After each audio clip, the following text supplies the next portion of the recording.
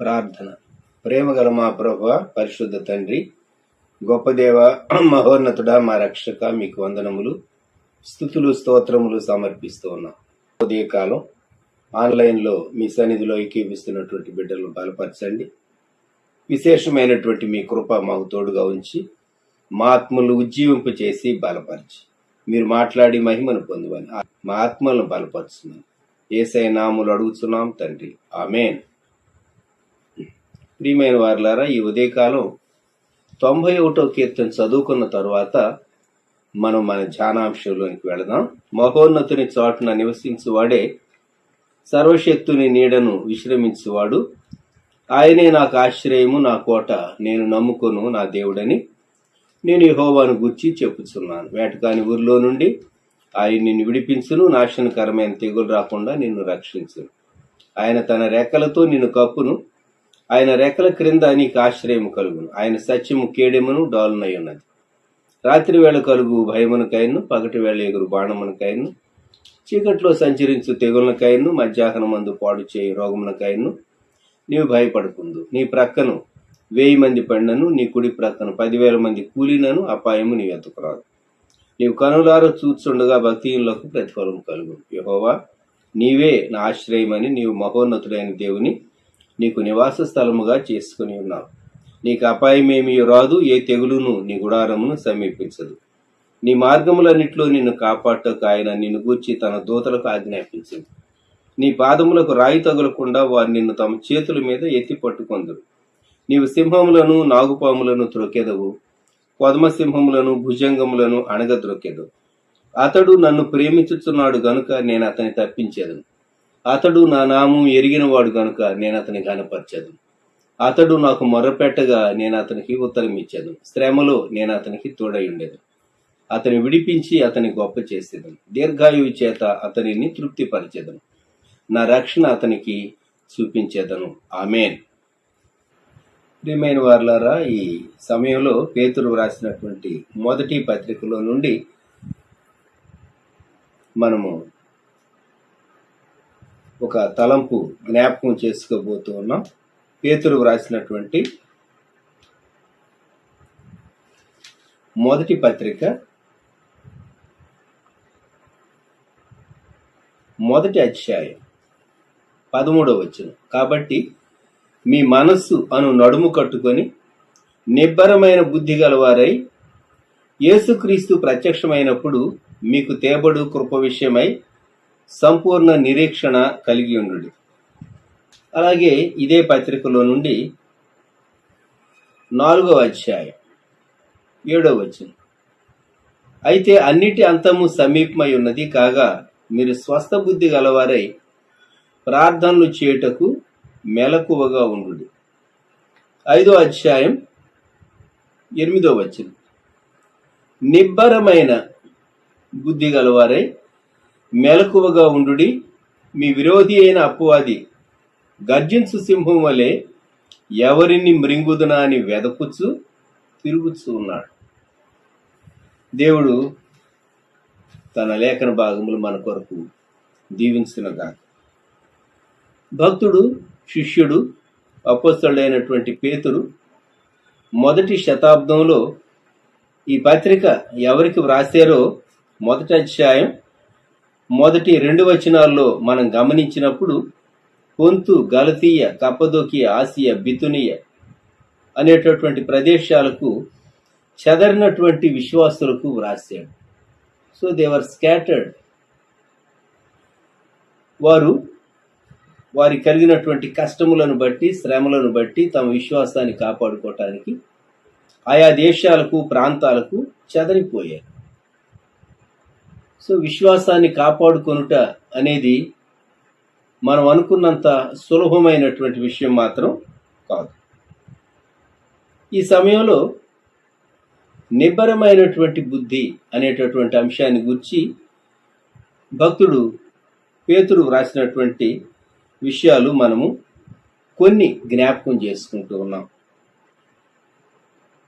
13వ వచనంలో మొదటి అధ్యాయం, మీ మనస్సు అను నడుము కట్టుకొని నిబ్బరమైన బుద్ధి గలవారై.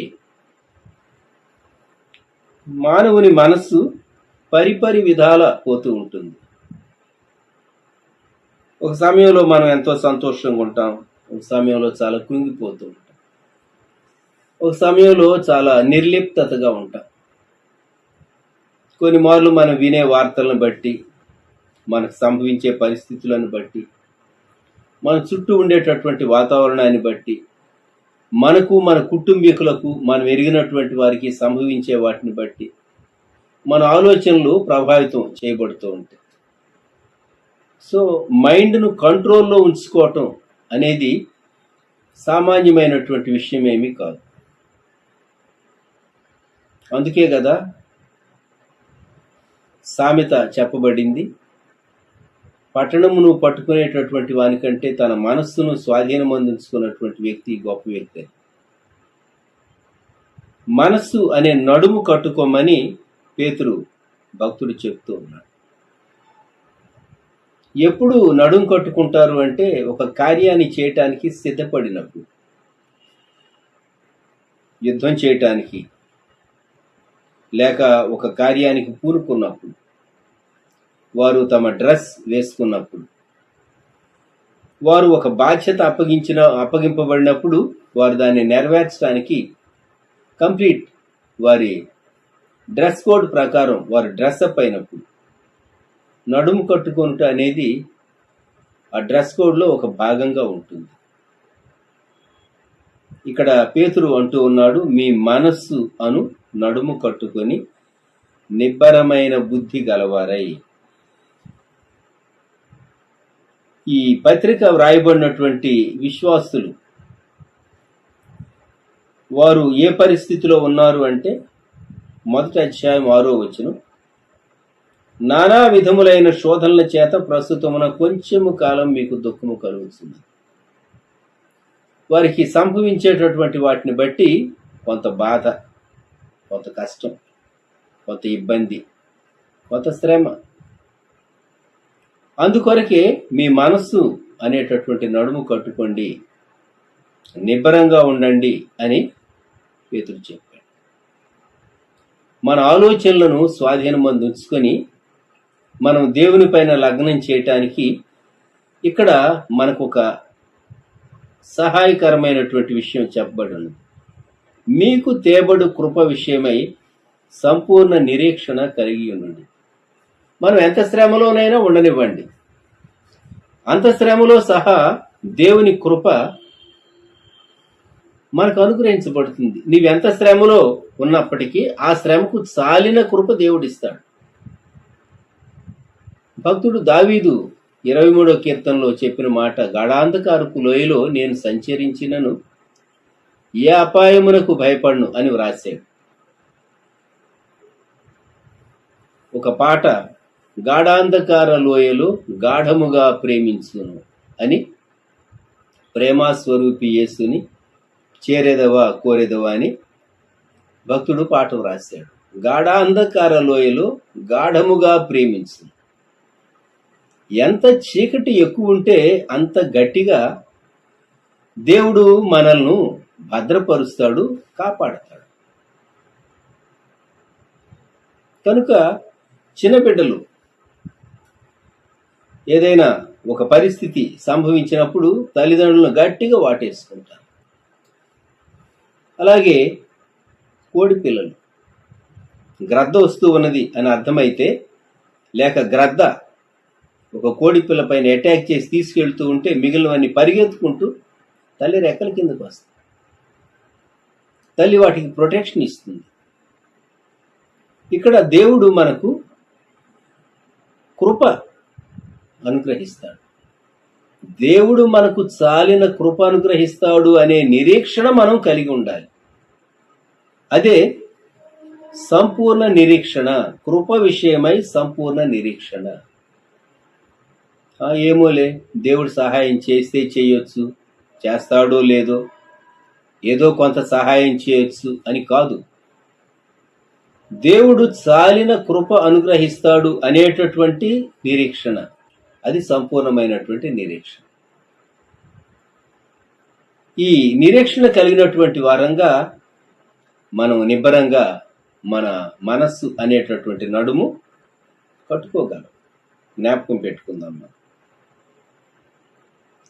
ఈ మొట్టమొదటి అధ్యాయంలో వ్రాయబడినటువంటి నిబ్బరమైన బుద్ధి విశ్వాసులు ఎక్సర్సైజ్ చేయవలసినటువంటి, అభ్యాసము చేయవలసినటువంటి ఒక చక్కని అలవాటు నిబ్బరమైనటువంటి బుద్ధి.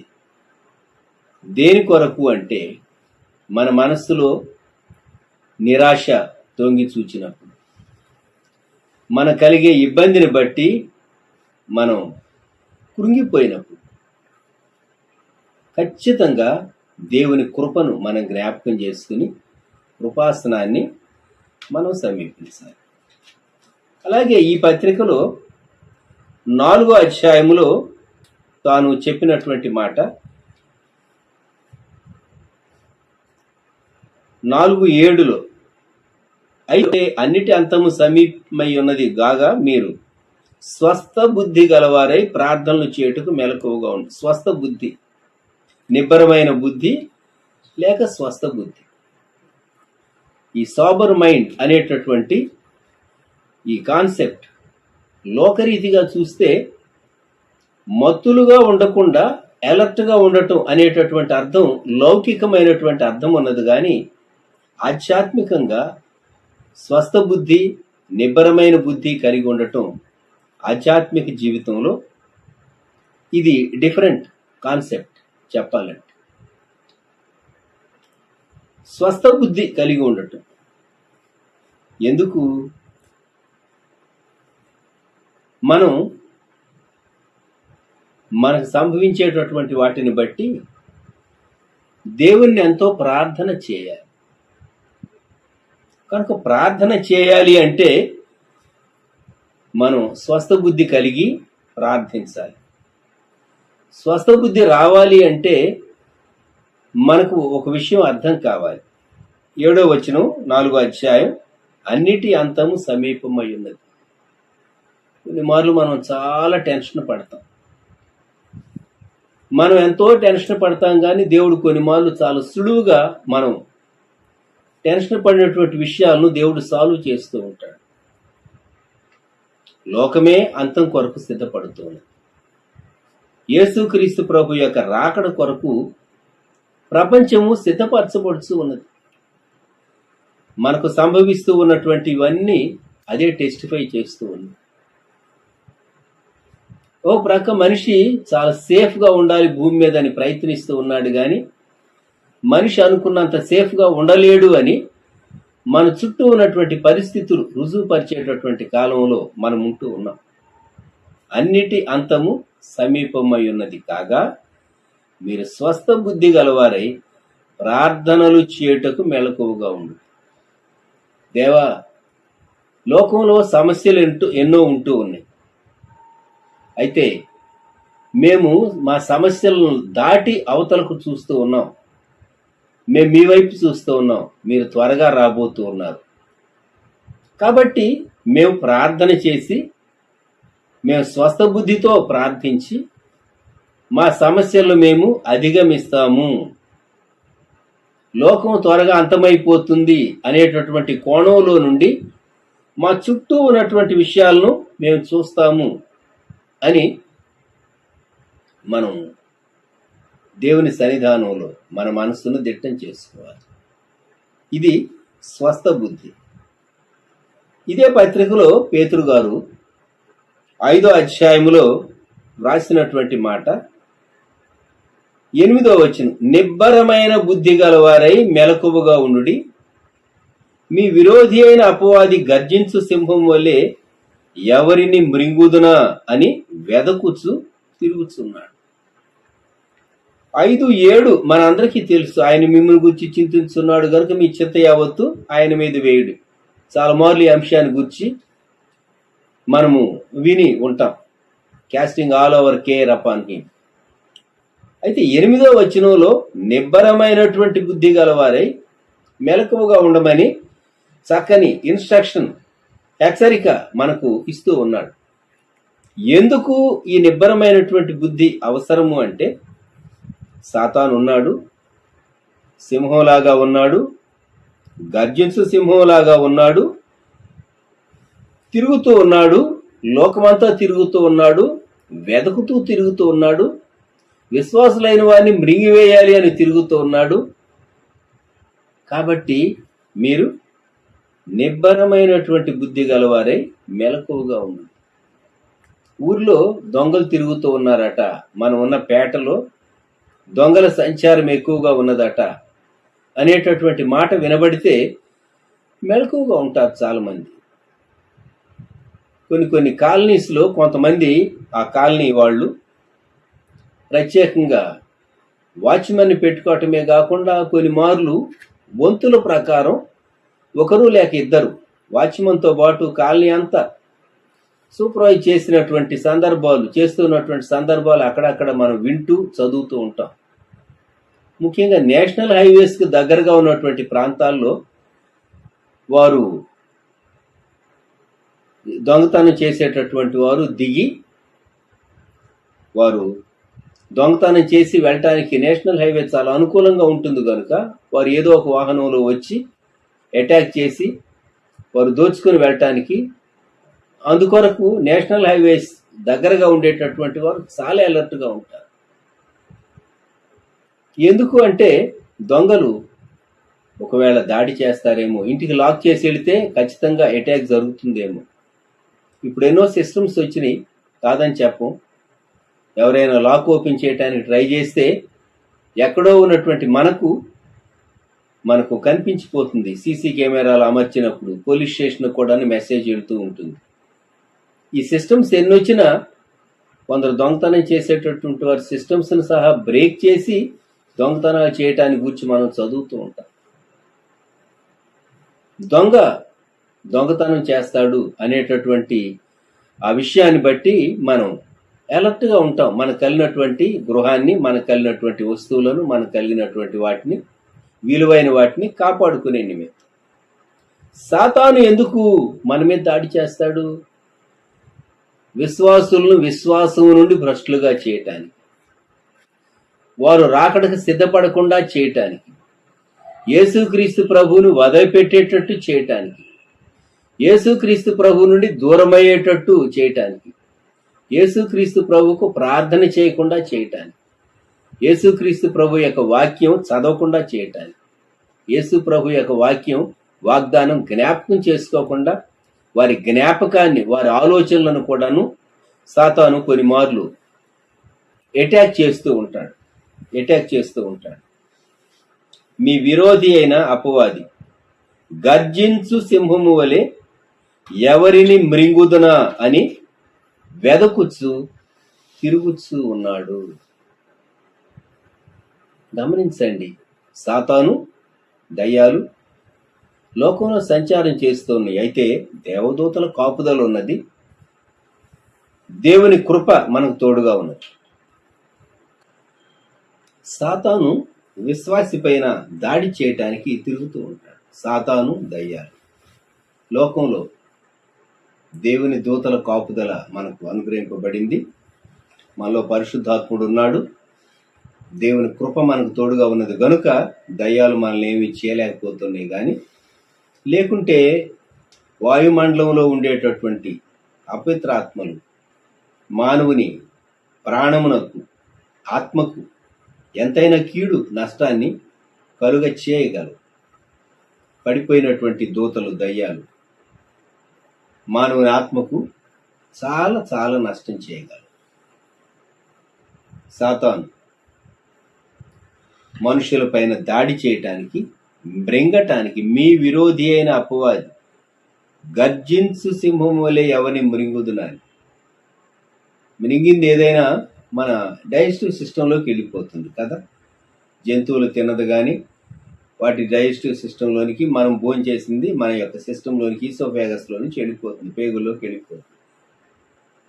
సాతాను మనిషిని మృంగేయాలి, నిలువున మృంగేయాలి అని సాతాను తిరుగుతూ ఉన్నాడట. సింహం ఎరన పట్టుకుందంటే విడిచిపెట్టదు. గర్జించే సింహం అంటే చాలా ఆకలిగా ఉన్న సింహం అయి ఉండాలి. చూచారా? సాతాను దేవుని బిడ్డల పైన పగబట్టి తిరుగుతూ ఉంటాడు. ఎందుకని?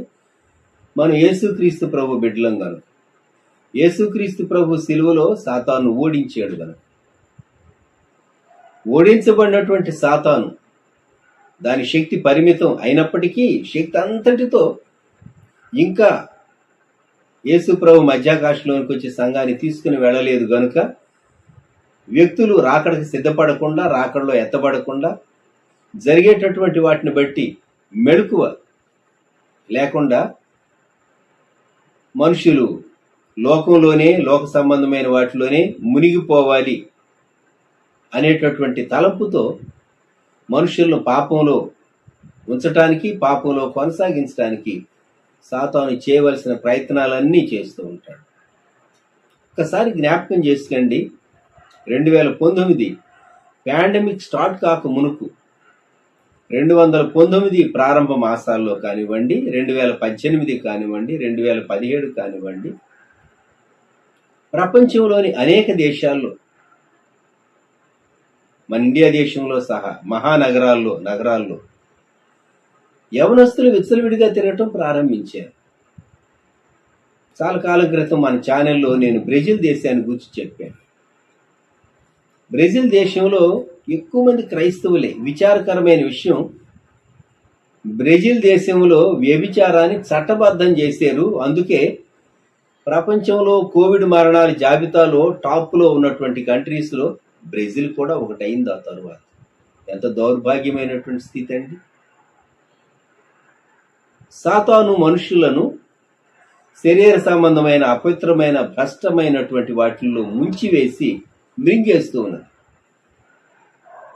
ఆ పార్లమెంట్ ఎలా చట్టం చేసిందో ఆలోచిస్తేనే బ్రెజిల్ని గురించి మనం చాలా విచారపడవలసి వస్తుంది. వ్యభిచారం చట్టబద్ధం, చాలా భయంకరమైన స్థితి కదా. మరణాలను ఆపగలిగిందా ప్రభుత్వం? మరణాలను ఆపగలిగిందా? కోవిడ్ మరణాలను ఆపగలిగిందా? ఏ ప్రాంతంలో, ఏ దేశంలో విచారం ఎక్కువ ఉంటుందో అక్కడ ఎఫెక్ట్ అయ్యేటటువంటి కోవిడ్ వేవ్ చాలా సివియర్గాను ఉంటుంది. జ్ఞాపకం పెట్టుకుని. అందుకే బ్రెజిల్లో అన్ని మరణాలు సంభవించినాయి. మీరు తర్వాత వెదికి స్టాటిస్టిక్స్ చూడండి. కోవిడ్ మరణాలకు అనేక కారణాలు ఉన్నాయి. ఒక కారణం ఈ వ్యభిచార సంబంధమైనటువంటి అపవిత్రత, భ్రష్టత్వం.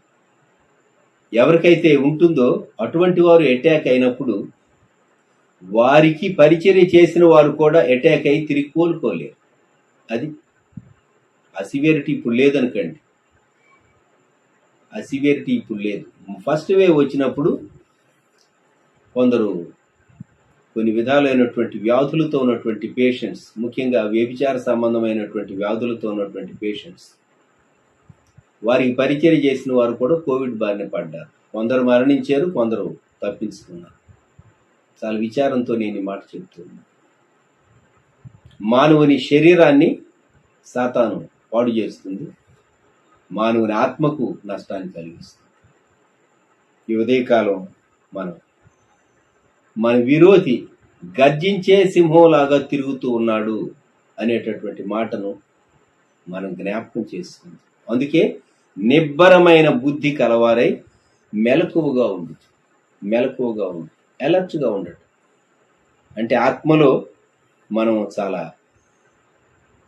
కీన్గా, అలర్ట్గా, మెలకువగా, దేవుని స్వరం వినేటటువంటి సెన్సిటివిటీ కలిగిన వారంగా, ఆత్మ చెప్పేటటువంటి మాటలు వినేటటువంటి సెన్సిటివిటీ కలిగిన వారంగా మనం ఉండటం చాలా అవసరం అయి ఉంటుంది. ఈ ఉదయకాలం పేతురు 3 విషయాలు మనకు జ్ఞాపకం చేశారు. పత్రికలో 1వ అధ్యాయంలో నడుం కట్టుకొని నిబ్బరమైన బుద్ధి గలవారై ఉండండి అన్నాడు. అలాగే 4వ అధ్యాయంలో ఈ నిబ్బరమైనటువంటి బుద్ధిని గూర్చి 7వ వచనం, స్వస్థ బుద్ధి గలవారై ప్రార్థనలు చేటుకు మెలకువగా ఉండు. అయితే 5వ అధ్యాయంలో నిబ్బరమైన బుద్ధి గలవారై మెలకువగా ఉండు. 4వ అధ్యాయం 1వ వచనంలో క్రీస్తు శరీరమందు శ్రమపడును గనుక మీరును అట్టి మనస్సును ఆయుధముగా ధరించుకోండి. ఈ రహస్యం మనకు అర్థం కావాలి. యేసుక్రీస్తు ప్రభు యొక్క మనస్సు శ్రమ పడేటటువంటి మనస్సు. శరీరం శ్రమకు గురి కావలసి వచ్చినప్పుడు మనం దాన్ని అంగీకరించడం. అట్టి మనస్సును ఆయుధముగా ధరించుకోండి. శరీర సంబంధమైనటువంటి ఇచ్చలను, దురాశలను, లోక సంబంధమైనటువంటి అపవిత్రమైన విషయాలు క్రింద జాబితా ఉన్నది. పోకిరి చేష్టలు, దురాశలు, మద్యపానం, అల్లరితో కూడిన ఆటపాటలు, త్రాగుబోతులు, విందులు, చేయదగిన విగ్రహ పూజలు, వీటిని విసర్జించినటువంటి వారుగా యేసుక్రీస్తు ప్రభు యొక్క మనస్సు మనం కలిగి లోక సంబంధమైన మనస్సు మన మీదికి రానివ్వకుండా, మనలోనికి రానివ్వకుండా ఒకప్పుడు ఇవన్నీ 4వ అధ్యాయం 3వ వచనంలో రాయబడిన ఇవన్నీ ఒకప్పుడు నెరవేర్చాం. అయితే వాటి నుండి విడిపించబడినటువంటి మనం యేసుక్రీస్తు ప్రభు యొక్క మనస్సు, ఆ పోలిక మనం కలిగినటువంటి వారం ఉండాలని పేతురు భక్తుడు జ్ఞాపకం చేస్తున్నాడు. యేసుక్రీస్తు ప్రభు వారు ఒంటరిగా ఒలీవల కొండలపైన ఎలాగో ప్రార్థించేవాడో పేతురు ఎరుగును. రూపాంతర పర్వతం పైన యేసుక్రీస్తు ప్రభు వారు ప్రార్థించుట పేతురుకు బాగానే జ్ఞాపకం ఉంది. అంతేకాదు, తాను అప్పగింపబడినటువంటి రాత్రి మరి ప్రభు మీరు మెళుకువగా ఉండి ప్రార్థన చేయండి, శోధనలో ప్రవేశించకుండా అని చెప్పి దూరంగా వెళ్ళి ప్రార్థన చేస్తూ ఉన్నటువంటి ప్రభు తను ఎంత వేదనతో ప్రార్థన చేశాడో పేతురు మైండ్లో ఆ పిక్చర్ కూడా జ్ఞాపకం వచ్చి ఉంటుంది. క్రీస్తు యొక్క మనస్సు, అట్టి మనస్సును ఆయుధముగా ధరించుకోండి. క్రీస్తు శరీరం ముందు శ్రమ పడిన కనుక మీరును అట్టి మనస్సును ఆయుధముగా ధరించుకోండి. ఉదయకాలం ప్రార్థన చేద్దాం. ప్రియ ప్రభా, నేను నిబ్బరమైనటువంటి బుద్ధి కలిగినటువంటి విశ్వాసిగా నేను మెలకువగా ఉండటానికి నాకు నేర్పించు. మెలకువగా ఉంటే నా నిరీక్షణ కృప కొరకు కనిపెట్టేటటువంటి ఆ నిరీక్షణ కలిగిన వ్యక్తిగా నేను నా సమస్యను దాటి వెళ్ళగలను. రెండవది, మెలకువ కలిగినటువంటి వ్యక్తిగా, స్వస్థ బుద్ధి కలిగినటువంటి వ్యక్తిగా నేను లోకము యొక్క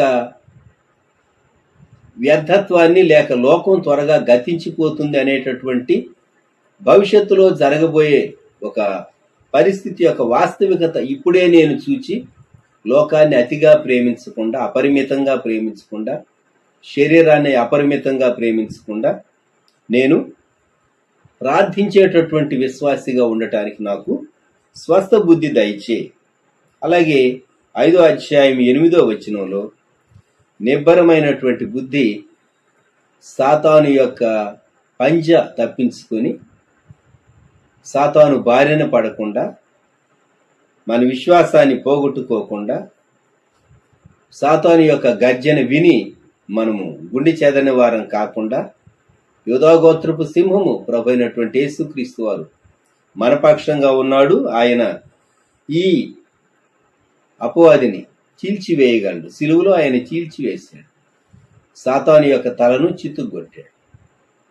ఇది మనం జ్ఞాపకం చేసుకుంటూ ఈ ఉదయకాలం ప్రభు సన్నిధానంలో మనల్ని అప్పగించుకుందాం, ప్రార్థన చేసుకుందాం. ప్రేమగల మా తండ్రి, పరిశుద్ధ ప్రభు, మీకు వందనములు, స్తుతులు చెల్లిస్తున్నాం.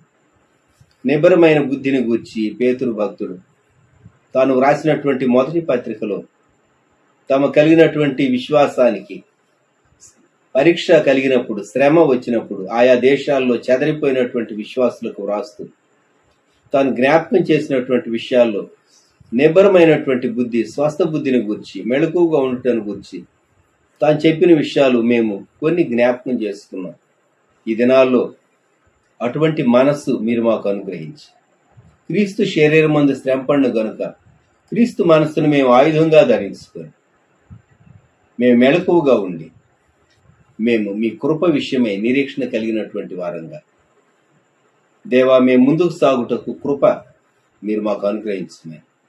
మానవ అందుబాటులో విత్తబడిన వాక్యమునకు నీరు కట్టి ఫలించేమే. యేసుక్రీస్తు ప్రభువారి శ్రేష్టమైన నామములో ప్రార్థించి స్తుతించి వేడుచు ఉన్నాం తండ్రి. ఆమేన్.